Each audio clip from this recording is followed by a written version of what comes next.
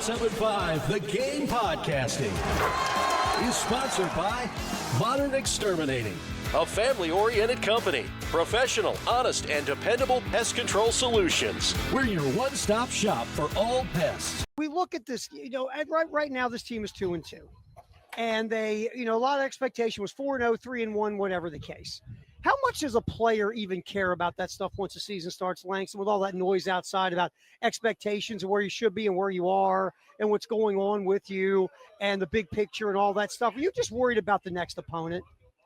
Yeah. You definitely, as a player, are worried about the next opponent, but you also feel the sand in the hourglass is ticking, especially if you're an older player or, a guy like Lenoris or Dylan Stewart who, how many more games did you have so much eligibility, but you had expectations, you had plans, you got the stock answer, but when you're in your dorm room at night, you're like, okay, man, maybe one more year or something. So the point is, the sand and the time is ticking on these guys, and so the urgency to try to get it going, because we did have Vanderbilt written down in ink, I would think. If we go around and check the promotional calendars that we give away, a lot of those that, you see on these businesses, I think a lot of people put that in permanent marker.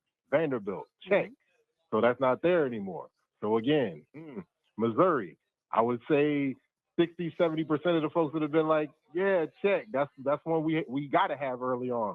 And then, of course, this one, Kentucky, we got this in the bag.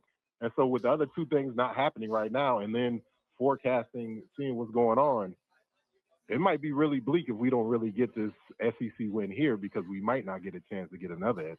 When you look at Kentucky, South Carolina, or South Carolina, Kentucky, one of the things we look at is, and we've talked about in the first hour of the show, you've got to stop Kentucky's run game, force Cutter Boley to beat you. The redshirt freshman quarterback, his first road start ever, and it's in the SEC at a what can be rowdy Williams-Brice Stadium. And that's the other part of this, too, is I think a key is starting fast if you're South Carolina. Try to score on one of your early drives, get the crowd lathered up, get them excited, keep them in the game. Because, again, Kentucky's job is to bore you to death. Run the ball, move the chains, run the ball, move the chains, run the ball, move the chains. Sort of like the same MO, not the same way schematically, but the same type of idea that Vanderbilt had and that Missouri had, but Missouri's players are better than Kentucky's. And Vanderbilt just runs a system of offense that it's very difficult to defend if you've never run into it before. And a lot of these South Carolina defenders had not dealt with it. And Missouri they first of all, they won at the line of scrimmage. Their O-line beat your defensive front. And then when you were in position to make a play, Hardy, the running back, just ran through your tackles. But Kentucky doesn't run a quirky system of offense, and Kentucky's players aren't as good as Missouri's, just being honest. So you got to stop the run game. You got to force Kentucky into second and third and longs. You've got to make Cutter Boley beat you. And if that guy beats you, I guess you tip your cap out of frustration. But that's really the goal defensively, is to make that guy beat you. Kentucky's tackles aren't great at pass protection. The guards are better in the center. So you can attack with Dylan Stewart and also Brian Thomas. But let's just be fair here. Dylan Stewart's getting doubled constantly.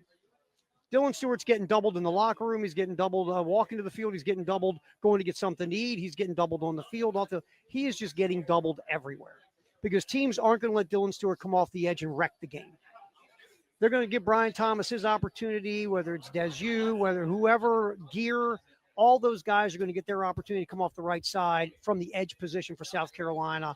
And if they can win, Kentucky will go, okay, we'll rather have them beat us than let Dylan Stewart in a one-on-one matchup destroy our tackles.